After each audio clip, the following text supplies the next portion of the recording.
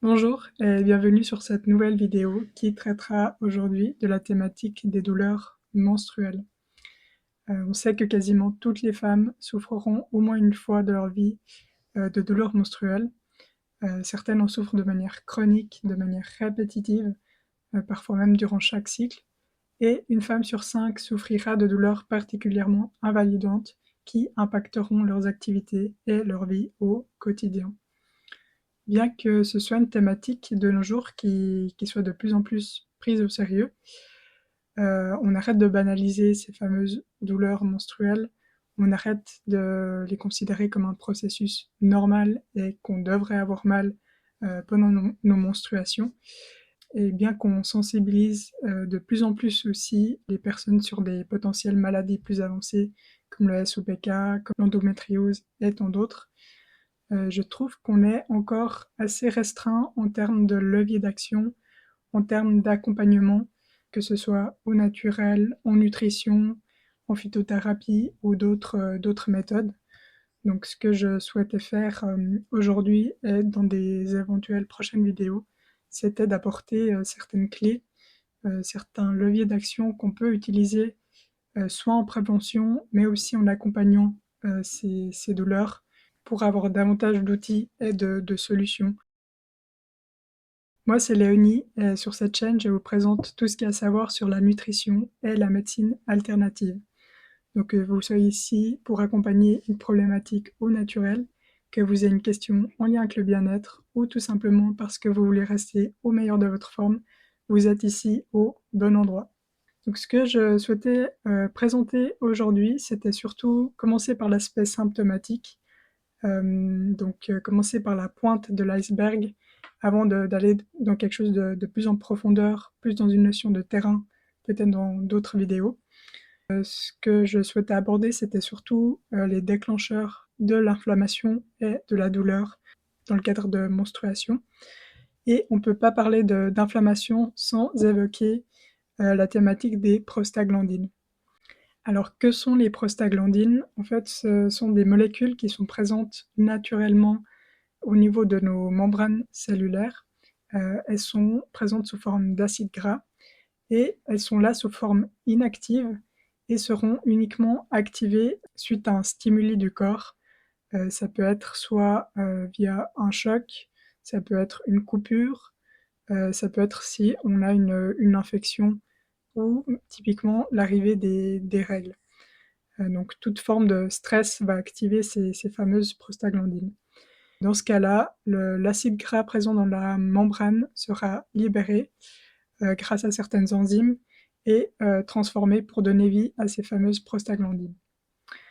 C'est un mécanisme qui est totalement naturel et vital. Ça consiste en fait à provoquer une inflammation aiguë, mais de courte durée. Et ce processus inflammatoire, en fait, il va permettre une intervention bénéfique parce qu'il va aussi permettre le nettoyage et la régénération de la zone qui a été lésée. Ça permet aussi l'intervention du système immunitaire dans le cadre d'une infection. Donc c'est un processus qui est totalement nécessaire si on souhaite réparer les dommages causés par le corps ou le stress occasionné. Dans le cas des règles, c'est aussi un mécanisme naturel qui va s'enclencher dès la baisse de la progestérone, donc plutôt durant la deuxième partie du cycle. Et en fait, c'est un phénomène qui va permettre aussi une phase de nettoyage. C'est le détachement en fait de l'endomètre et de son évacuation, notamment grâce aux contractions utérines. Et c'est aussi un système qui va resserrer les vaisseaux au niveau local pour que la perte sanguine soit pas trop intense et qu'on ait une augmentation de risque de l'anémie. On aura une phase de régénération après ce processus inflammatoire qui va permettre le développement d'une nouvelle muqueuse toute neuve pour le prochain cycle.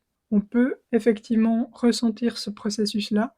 On a souvent une baisse d'énergie durant la deuxième partie du cycle et à l'arrivée des règles, mais en aucun cas ça devrait être un processus qui soit excessivement inconfortable et qui occasionne de la douleur.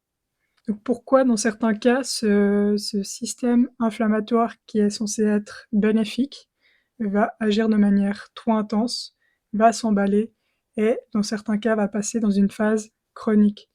Alors pour comprendre ce dérapage, il faut déjà savoir que, on a plusieurs types de prostaglandines et celles-ci auront des rôles différents à jouer. On va les appeler les PG. Donc on a, les PG1 qui seront plutôt des molécules anti-inflammatoires. Elles vont servir à rendre l'inflammation plus propre et modérer l'intensité de l'inflammation pour qu'on n'ait pas des douleurs trop intenses. On a ensuite les PG2, donc ça ce sont les fameuses molécules pro-inflammatoires, donc qui sont aussi nécessaires, qui vont permettre d'activer cette inflammation, d'appeler les cellules immunitaires, de provoquer les contractions de l'utérus ou de resserrer les vaisseaux de manière locale dans le cadre typiquement des règles. On a ensuite les PG3, donc ce sont aussi des molécules anti-inflammatoires comme les PG1. Elles vont freiner l'inflammation, elles vont également baisser l'intensité et elles vont permettre une fin rapide de l'inflammation. Donc d'avoir cet aspect bénéfique de l'inflammation, mais d'une manière modérée et qui ne va pas s'étendre de manière chronique. On a d'autres molécules aussi qui s'appellent les résolvines. Elles sont aussi dérivées d'acides gras et seront aussi libérées dans le cadre de l'inflammation. Ce sont des molécules qui vont nettoyer les tissus et réparer la zone après l'inflammation. Ces différents types de prostaglandines, de molécules, vont agir par effet de concurrence. Donc, elles vont se prendre la place entre elles sur les récepteurs de cellules qu'elles vont viser. Et effectivement, si on a énormément de PG2 et moins de PG1 ou PG3 au niveau de l'organisme, eh ben, ces PG2 vont être présents de manière beaucoup plus importante et activer leur effet naturel qui est induire l'inflammation. Donc on aura des effets inflammatoires beaucoup plus puissants, moins contrôlables et qui vont provoquer davantage de douleur.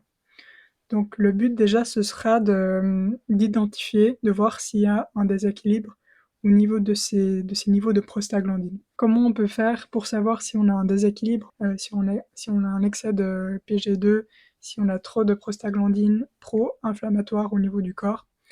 Alors c'est difficilement mesurable en termes d'analyse. On ne peut pas faire de dosage de prostaglandine comme on ferait pour une prise de sang standard.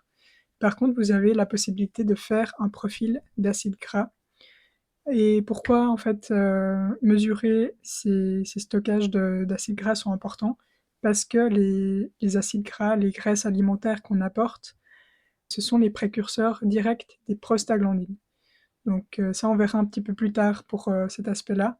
Mais suivant ce que vous consommez comme graisse et ce que vous avez ensuite comme réserve au niveau du corps, ça va influencer directement la production des prostaglandines, des types de prostaglandines, et le corps va plutôt transformer des prostaglandines pro ou anti-inflammatoires. Ce dosage-là peut être intéressant, de voir notre ratio d'oméga 3, d'oméga 6, de voir notre taux de EPA, DHA, acide arachidonique. Donc ça, c'est une manière de déjà avoir une estimation de la production des prostaglandines. Et ensuite, on a différents aussi marqueurs inflammatoires, par exemple la CRP ou CRP ultrasensible, qui sont les marqueurs inflammatoires globaux ou de bas grade. Donc là, on aura plutôt une évaluation générale de l'inflammation. On n'aura pas forcément une donnée sur une inflammation locale dans le cas de douleurs menstruelles, parce que des fois, on peut avoir un taux inflammatoire plutôt correct au niveau de l'organisme, mais à une zone localisée, on peut avoir davantage de réactivité. Ensuite, on a bien sûr un des éléments qui est le plus important, c'est l'aspect symptomatique et clinique. Dans le cadre des douleurs menstruelles, on va aussi se questionner, est-ce qu'on a la présence de crampes nettes type contraction? Est-ce qu'on a une sensation de serrage ou de torsion? Et est-ce que les douleurs, elles vont apparaître surtout en début de règles, du jour 1 au jour 3? On aura une amélioration des douleurs surtout avec la prise des anti-inflammatoires ou avec l'apport de chaleur. Une dernière manière d'évaluer ce déséquilibre, c'est en faisant un test bionutritionnel.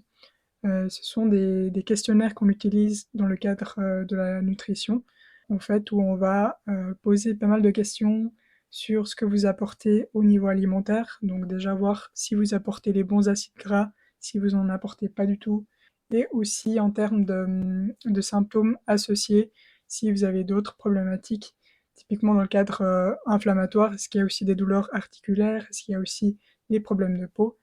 Et en fait, ça permet de mettre en avant 7 types de profils bionutritionnels et de voir quel terrain devrait être travaillé en priorité. Donc là aussi, on peut voir de manière nutritionnelle s'il y a un déséquilibre ou pas.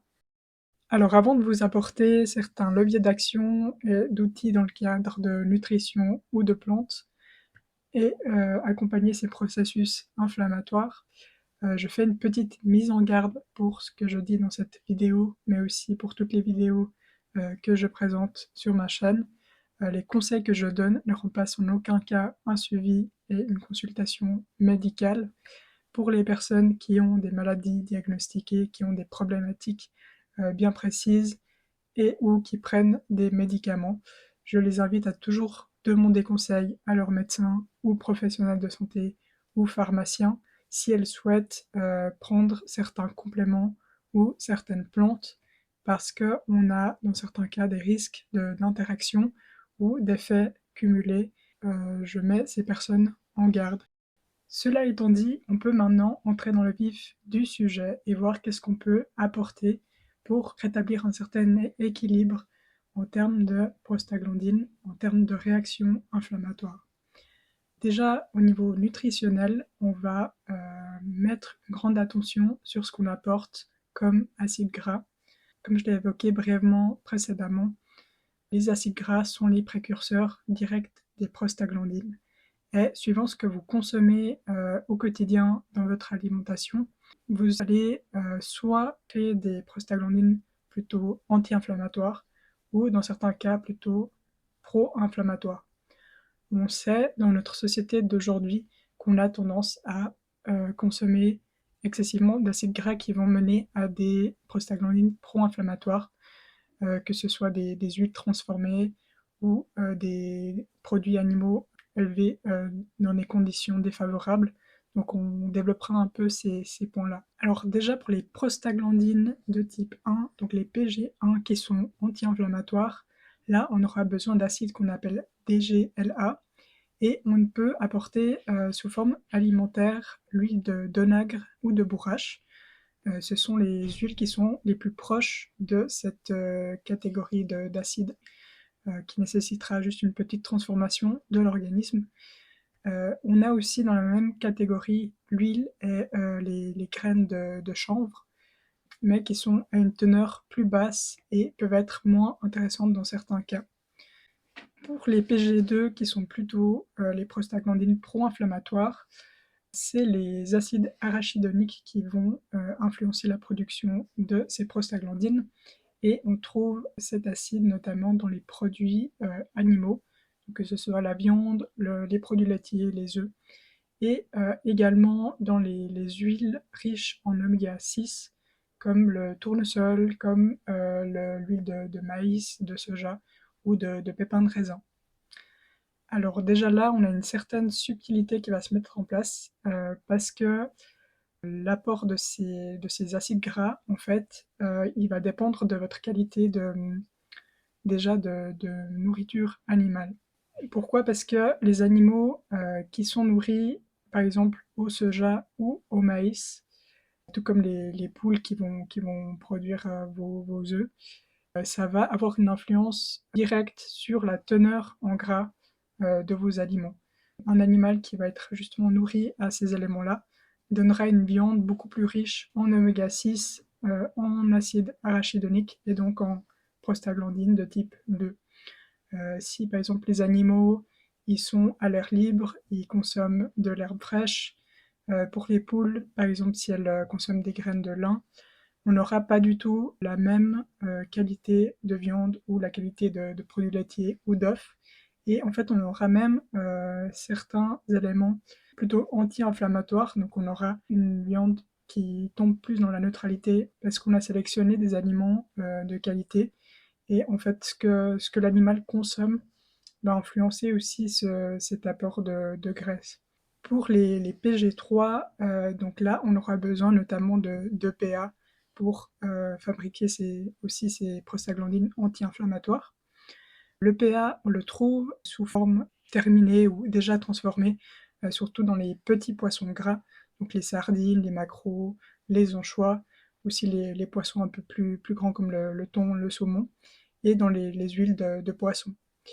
Donc là, petit inconvénient pour les personnes végétariennes, on a la possibilité de se tourner vers des graisses comme le colza, le lin, la cameline, la noix, pour obtenir les EPA.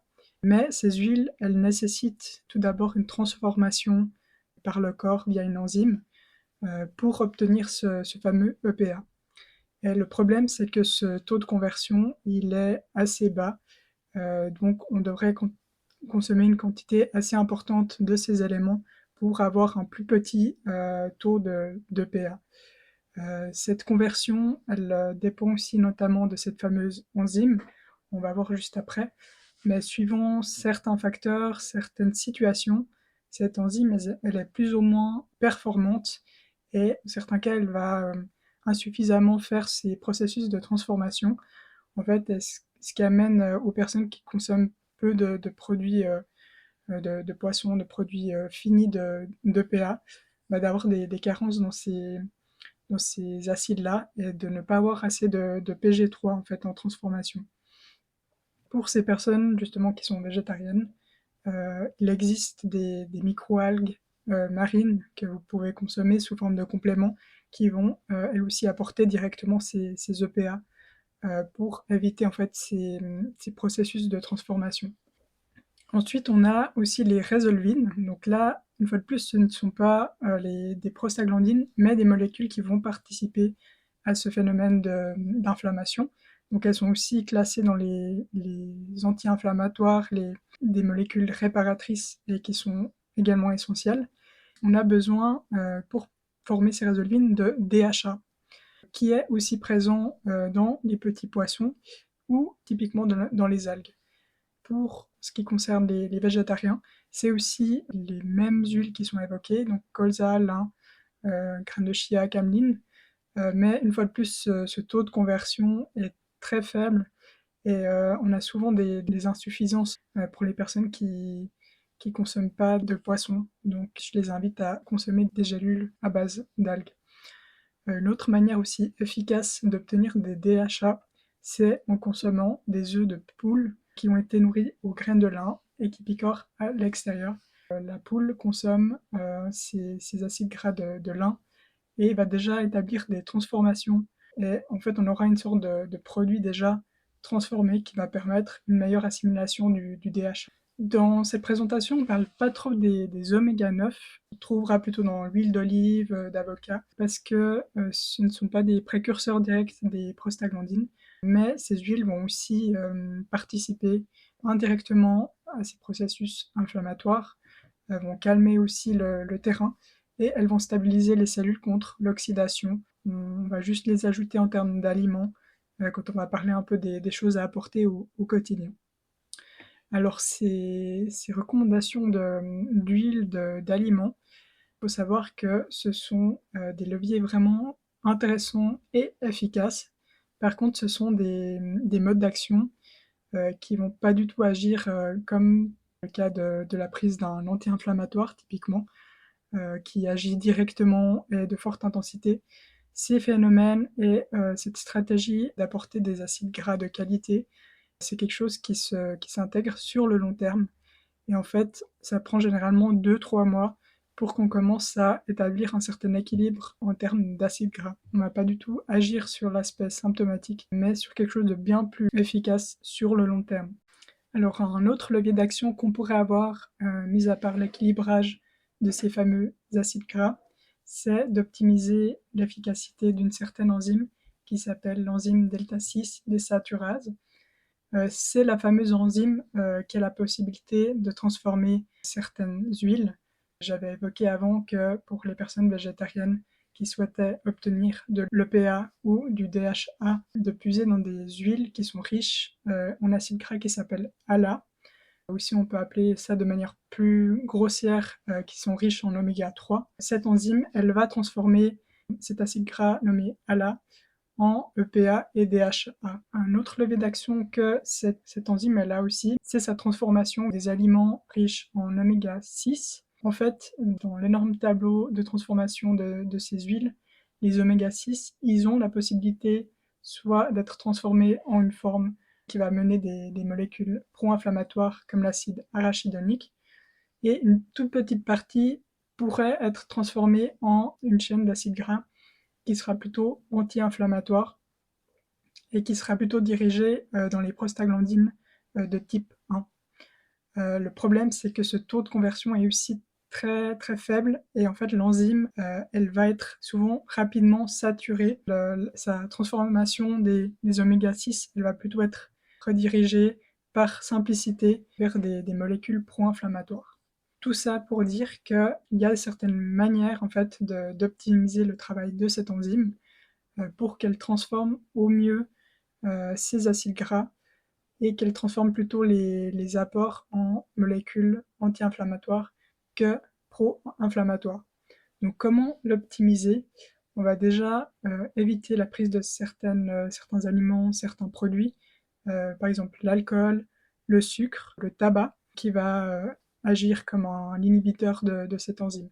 Bien sûr, le stress chronique peut l'influencer, donc avec une augmentation du cortisol, et elle va aussi devenir moins efficace progressivement avec l'âge. Un autre élément qui va l'influencer, c'est les gras trans. Ce sont souvent des margarines industrielles ou des huiles hydrogénées. C'est des huiles dont les structures ont été altérées par surtout le chauffage, la transformation.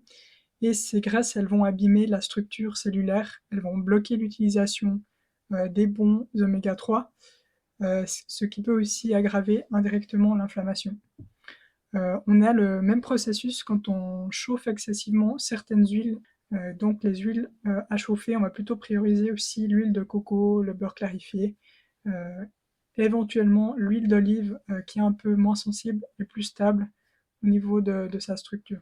Un autre élément qui peut justement influencer l'enzyme, c'est l'excès d'oméga 6. Comme je l'ai dit avant, ces oméga 6 ils deviennent majoritairement pro-inflammatoires. Ils peuvent devenir anti-inflammatoires selon le travail de l'enzyme.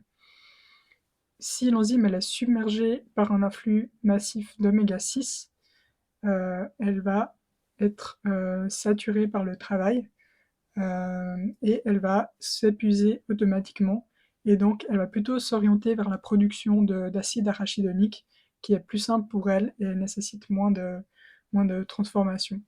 D'autant plus que les oméga 6 ils vont passer par la même enzyme, donc la delta 6, que les oméga 3. Donc on a de nouveau une sorte de processus de concurrence. Donc le mieux c'est d'apporter davantage d'oméga 3 pour éviter cette saturation et cette concurrence entre les deux types d'acides. Comment on peut aussi soutenir l'enzyme? C'est en apportant certains cofacteurs. On a le magnésium qui est vraiment essentiel à de nombreux processus enzymatiques, donc qui va soutenir ce processus-là aussi. On a le zinc, la vitamine B6 pour la structure de l'enzyme et l'activation de la transformation des graisses et des vitamines, et les vitamines E et C qui vont plutôt être antioxydantes pour leur effet protecteur. On va aussi prendre de préférence des acides gras qu'on dit en fin de chaîne, donc qui ont déjà été en quelque sorte transformés, notamment par exemple à l'huile d'onagre, de bourrache pour les PG1, et pour les PG3 directement de prendre typiquement des poissons de mer ou bien des gélules à base d'algues. Ça permet d'alléger cette enzyme et d'avoir un apport sécurisé qui permet d'avoir un taux élevé de PG1 et de PG3. Troisième stratégie qu'on peut adopter pour accompagner ces processus inflammatoires, c'est d'agir sur d'autres enzymes qui sont responsables en fait de transformer ces acides gras et de les activer en prostaglandines. On parle des enzymes qui s'appellent les PLA2 et COX2. Alors en commençant par les enzymes PLA2, en fait ce sont des sortes de ciseaux qui vont libérer les acides gras avant qu'ils soient transformés en prostaglandine.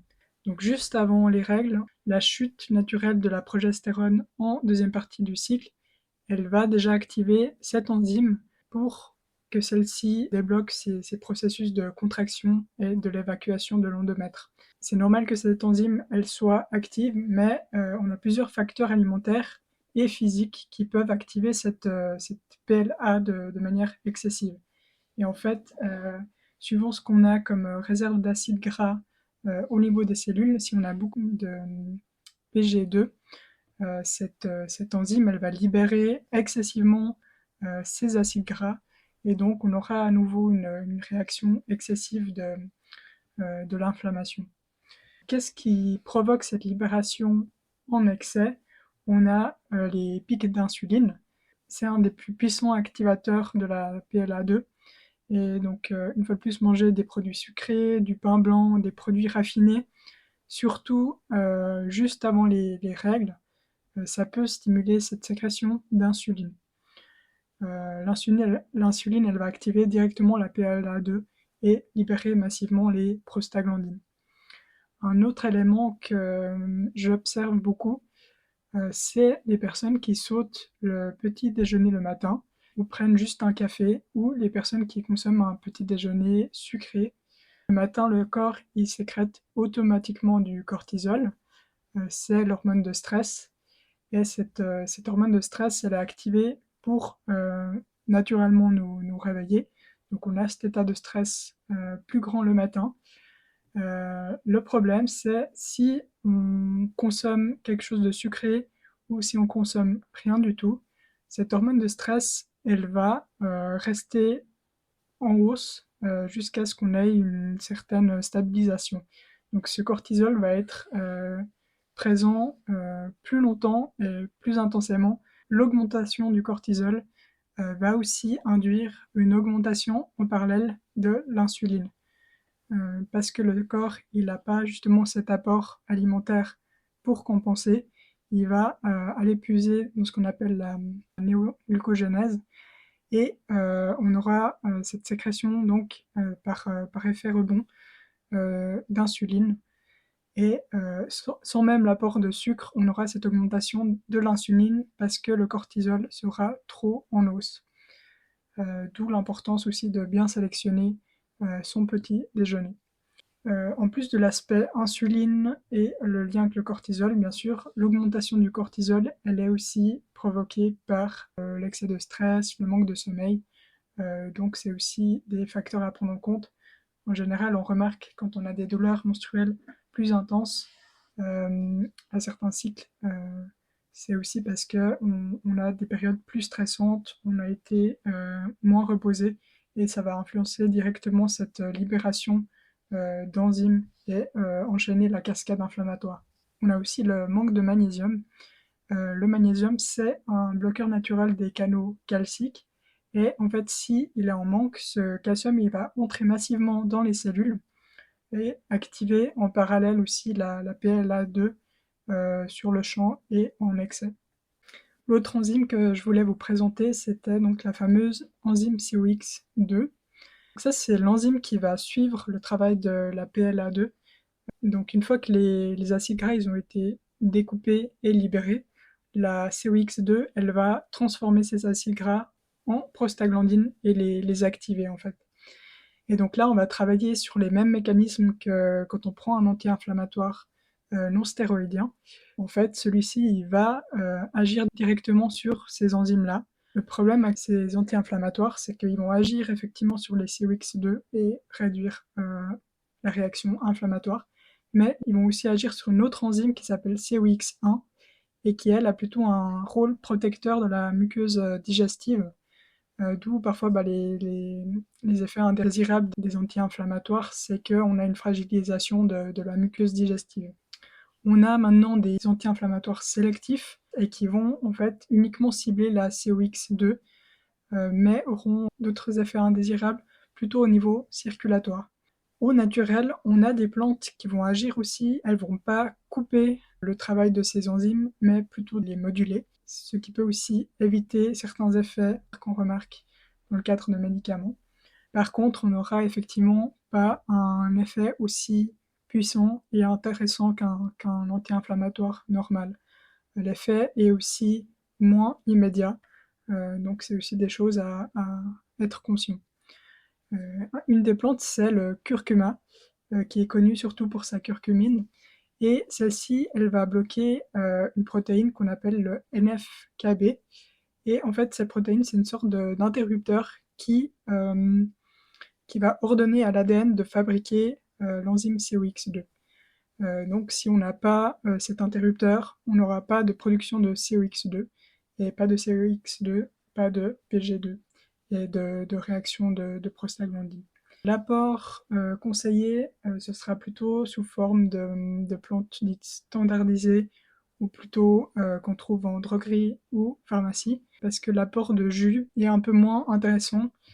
Cette curcumine, elle est plutôt hydrophobe, donc si vous voulez faire des jus maison, vous serez obligé d'apporter une source de gras pour permettre l'assimilation. Et on a aussi besoin d'apporter du poivre pour qu'elle ne soit pas détruite immédiatement par le foie quand elle est ingérée. Donc moi je recommande de prendre des extraits, ça peut être plus agréable, et puis d'avoir vraiment cette assimilation de la curcumine. Une autre plante assez connue, c'est le gingembre. On l'a apprécié pour des molécules comme le gingérol et les choagols. Les gingérols, ils vont bloquer directement l'activité du COX2, et donc ça va réduire la synthèse des prostaglandines. Le gingembre, il va aussi bloquer une autre enzyme qu'on appelle 5-LOX, qui induit aussi la fabrication de molécules inflammatoires plutôt impliquées dans l'arthrose et l'asthme. Donc on voit aussi que le gingembre va avoir des effets sur d'autres problématiques inflammatoires et douloureuses. Sinon, il a aussi une action sur cette protéine qu'on appelle le NF-κB, comme le curcuma. Le gingembre, c'est un peu plus un généraliste, avec plusieurs modules d'action, alors que le curcuma a une grosse action plus spécialisée dans cette protéine NF-κB. Le gingembre, contrairement à ce qu'on pourrait penser, il a un effet plutôt bénéfique sur la muqueuse de l'estomac. Si on en prend en excès ou si on prend les fameux shots de gingembre, on peut ressentir comme une sorte de chaleur au niveau digestif. On ne parle pas d'une abîmation ou d'une irritation de la muqueuse, on a un excès d'apport de chaud. Pour éviter ce processus, c'est conseillé par exemple de prendre plutôt le gingembre avec un repas, ou si vous faites des jus, de plutôt de ne pas les prendre à jeun ou de les diluer. Contrairement au curcuma, il fonctionne très bien sous forme de jus frais maison. Donc si vous avez un extracteur, vous pouvez sans autre vous faire des jus de gingembre. Le mieux, c'est aussi s'il est dilué dans de l'eau légèrement chaude, parce que la chaleur va aussi libérer ces molécules et potentialiser l'effet. On peut aussi en saupoudrer dans les repas ou de faire des décoctions qui vont aussi aider. Autre chose que le curcuma et le gingembre, on a aussi une catégorie super intéressante, c'est les polyphénols, qui ont aussi une action sur cette protéine NF-κB pour éviter la synthèse de la COX2. En plus de ça, ce sont des super antioxydants donc qui vont aussi protéger le milieu cellulaire. On a plusieurs familles de polyphénols. Les anthocyanes, donc on va apporter des myrtilles, des mûres, des cassis, framboises, grenades, choux. Plutôt axé circulation, donc aussi dans le cas d'inflammation plutôt type vasculaire. On a les catéchines, donc présentes dans le thé vert, surtout le matcha, qui est une action vraiment puissante sur ce NF-κB. Le resveratrol, donc présent dans le raisin noir, il va mimer l'action du gin, qui va activer des gènes protecteurs de la cellule pour déclencher un grand nettoyage interne et neutraliser le stress oxydatif. Il va aussi empêcher l'activation des ciseaux enzymatiques utilisés par la PLA2. Et on a la quercétine aussi présent dans les oignons rouges, les pommes, les capres, qui vont aussi moduler la réaction immunitaire qui peut être parfois excessive. Alors on a vu pas mal d'aspects physiologiques et de molécules. Donc là on pourra faire une petite synthèse pour savoir vraiment concrètement qu'est-ce qu'on peut utiliser comme aliment au quotidien pour avoir des apports de manière facile et puis d'agir sur ces fameux mécanismes d'inflammation. Donc déjà, qu'est-ce que je recommanderais à adopter au quotidien tout au long du mois? Donc là, je parle des femmes, des douleurs menstruelles, mais ça peut être aussi pour les personnes qui ont tendance à avoir des problématiques inflammatoires. Qu'est-ce qu'on devrait éviter? Ce sont les huiles qui sont riches en oméga 6 et en graisses transformées. Donc on aura le tournesol, on aura le maïs, pépins de raisin et tout ce qui est margarine industrielle. C'est des molécules qui vont plutôt être orientées vers la fabrication de PG2. Autre chose à éviter, ce serait les sucres raffinés et les aliments qui provoquent des index glycémiques hauts. Donc l'apport de céréales ou de pain blanc, viennoiseries, croissants, pain au chocolat, les sodas, les fast-foods et surtout les petits déjeuners sucrés ou pas du tout de déjeuner. Autre chose, on aurait les viandes et tout ce qui est œufs, charcuterie, produits laitiers qui sont issus d'animaux nourris au maïs, au soja, qui sont élevés en batterie ou qui ne sont pas élevés à l'air libre. Donc c'est des aliments qui sont gorgés d'oméga 6 tournés vers l'acide arachidonique et qui vont amener à des prostaglandines de type 2. Qu'est-ce qu'on peut au contraire plutôt intégrer? C'est des huiles adaptées et plutôt anti-inflammatoires. Donc qu'est-ce qu'on peut mettre en cuisine?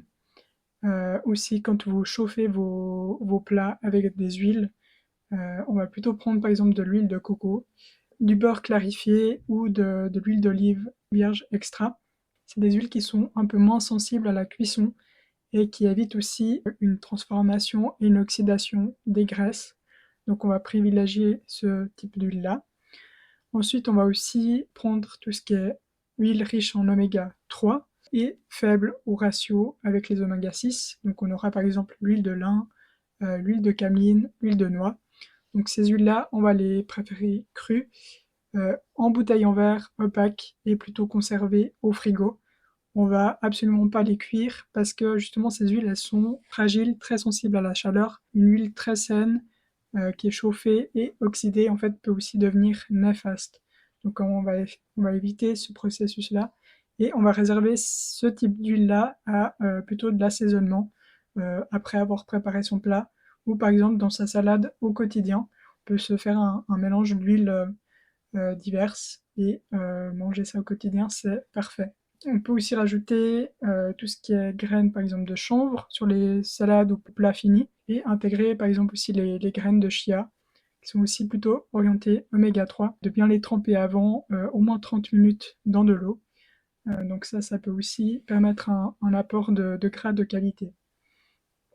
Pour les huiles riches en oméga 9, donc on a dit qu'elles n'influençaient pas directement la synthèse des prostaglandines, mais par exemple le fait de remplacer et d'éviter ces huiles riches en oméga 6, par exemple de prendre plutôt de l'olive que du tournesol, ça permet aussi d'éviter d'avoir le mauvais réflexe de prendre des huiles pro-inflammatoires. On aura l'huile d'olive, on aura l'avocat ou l'huile d'avocat. Pour ce qui est des noix, on a les macadamias, les noisettes et les amandes qui sont intéressantes. Les apports de polyphénol, donc tout ce qui est petits fruits rouges, des légumes colorés de couleur rouge, aussi des crucifères, donc tout ce qui est de la famille des choux pour les légumes, du thé vert ou du matcha au quotidien.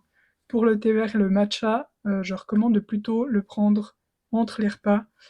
Ça peut aussi limiter l'absorption du fer. Je pense aussi aux personnes qui ne consomment pas de viande, d'éviter de prendre le thé vert avec ses repas, mais plutôt à la pause de 10 h ou à 16 h. Si vous êtes omnivore ou consommateur de viande, je vous invite à mettre en avant et consommer plus fréquemment les petits poissons gras sauvages, donc sardines, maquereaux, anchois, environ 3 fois par semaine.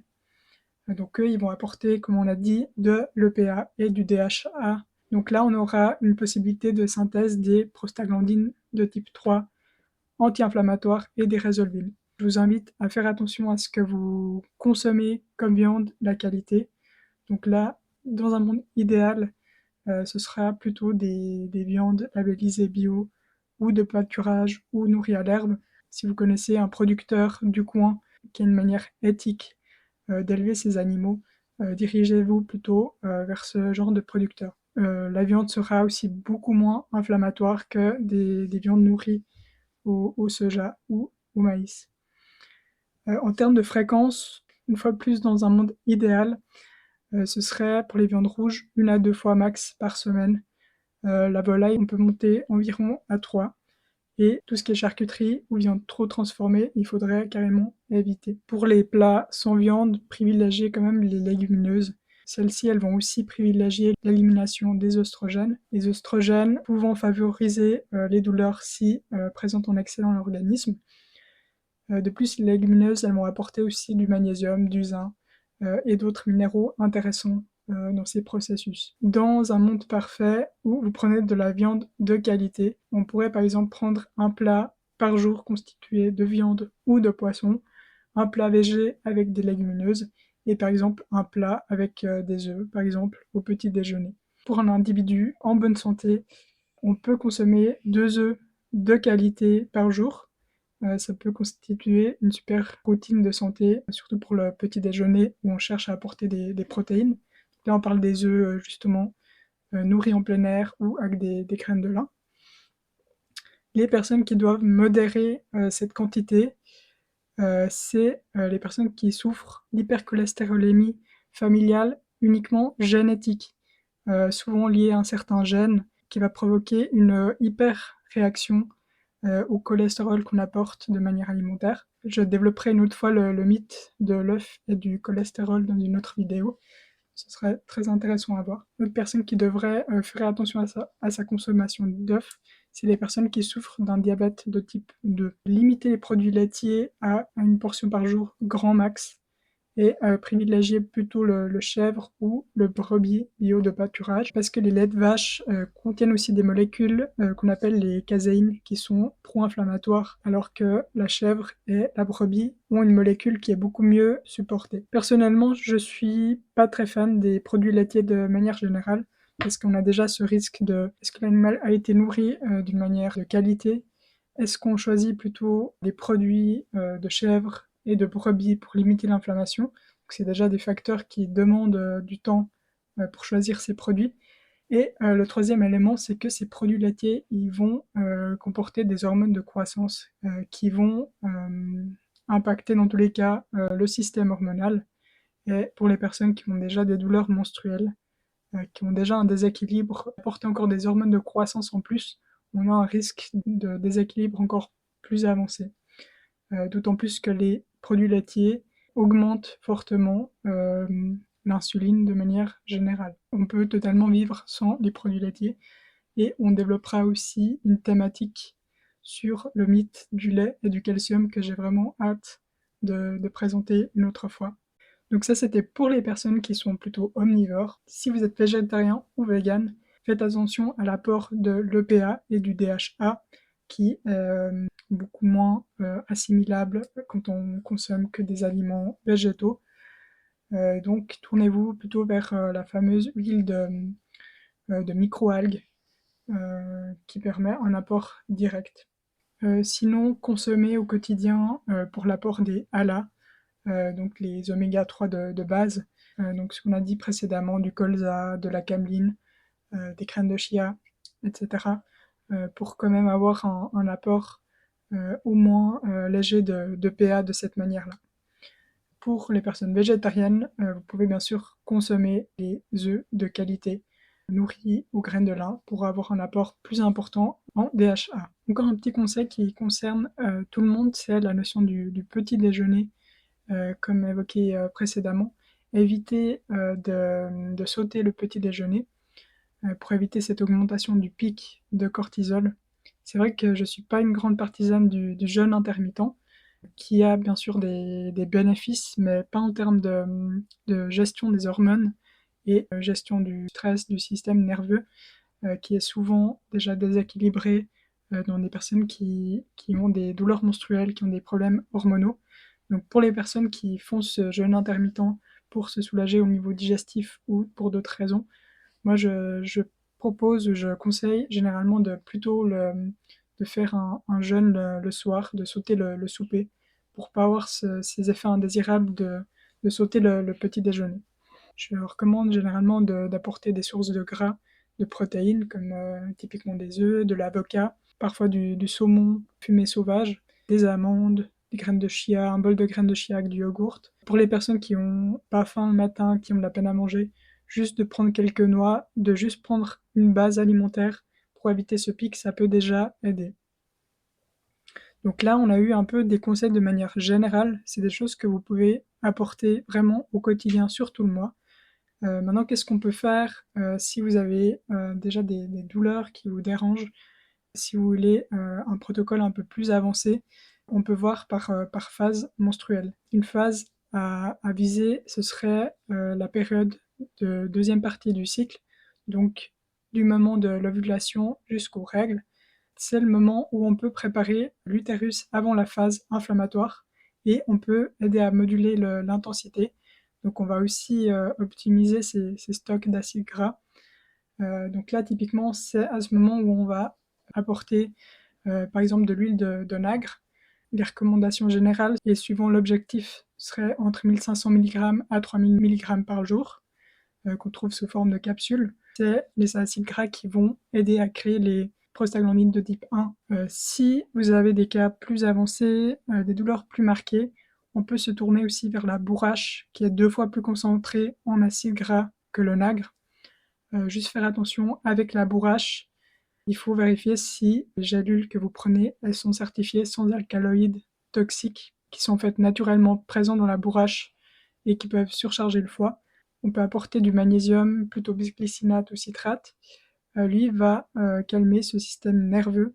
Il va aussi verrouiller l'activité excessive des enzymes PLA2 qui vont libérer ces acides gras et la production de prostaglandines. Pour les personnes qui consomment pas suffisamment de poisson ou qui ont des problématiques inflammatoires plus avancées, on peut aussi envisager une supplémentation riche en oméga 3 d'origine marine pendant cette période pour apporter suffisamment de PA, donc pour permettre la production de prostaglandine type 3 et de DHA pour les résolvines. Et bien sûr pour les végétariens ou véganes de prendre effectivement un complément d'huile de microalgues pour avoir aussi un apport suffisant. Qu'est-ce qu'on peut faire aussi juste avant la fameuse phase de crise? Donc on peut intégrer 3 jours avant l'arrivée des règles et aussi pendant les règles. C'est à ce moment-là qu'on peut commencer à agir sur les enzymes qui débutent l'inflammation. Donc ça, on peut plutôt demander en pharmacie des extraits de plantes, par exemple de curcuma. On peut aussi apporter le gingembre dans l'assiette ou en jus. Éviter de faire des shots de jus de gingembre, mais plutôt de les diluer à de l'eau chaude. On peut aussi le prendre plutôt au milieu ou en fin de repas pour éviter cette sensation de chaud trop intense. Pour tous ces compléments et plantes, on a certaines précautions. Déjà pour le magnésium, strictement contre-indiqué pour les formes d'insuffisance rénale sévère. Pour le curcuma et le gingembre, c'est contre-indiqué si vous avez des calculs biliaires, des obstructions de la voie biliaire, si vous prenez des anticoagulants ou des anti-agrégants plaquettaires. Également, si vous avez une chirurgie programmée, arrêtez la prise de plantes au moins 15 jours avant, parce que ça a un effet fluidifiant. Et aussi à prendre en compte si vous avez des règles assez abondantes. Curcuma et gingembre peuvent augmenter le flux sanguin. De manière générale, l'onagre, la bourrache, curcuma, gingembre, mais aussi si vous supplémentez en oméga 3, ça va naturellement diminuer l'agrégation des plaquettes et fluidifier le sang. Donc à éviter dans tous les cas si vous prenez un traitement anticoagulant, ou demandez conseil à votre médecin parce qu'on a un effet qui va se surajouter, ou bien bien sûr si vous devez subir une chirurgie parce qu'on a un risque d'hémorragie. Et petit rappel, pour la bourrache, faites attention aux compléments que vous sélectionnez, de vous assurer que les gélules soient certifiées sans alcaloïdes toxiques pour le foie. Voilà, comme ça vous avez déjà quelques outils en termes de produits anti-inflammatoires, de mécanismes pour réguler ces processus de douleur et d'inflammation. On a vraiment abordé l'aspect symptomatique. Dans de prochaines vidéos, je vais aborder d'autres thématiques, par exemple l'équilibre microbiote et le lien avec les douleurs menstruelles, les équilibres des hormones aussi, avec les oestrogènes, la progestérone, et encore d'autres thématiques qui sont également essentielles à cet équilibre-là et qui sont à ne pas louper pour la suite du programme. Je vous remercie pour votre attention et à tout bientôt.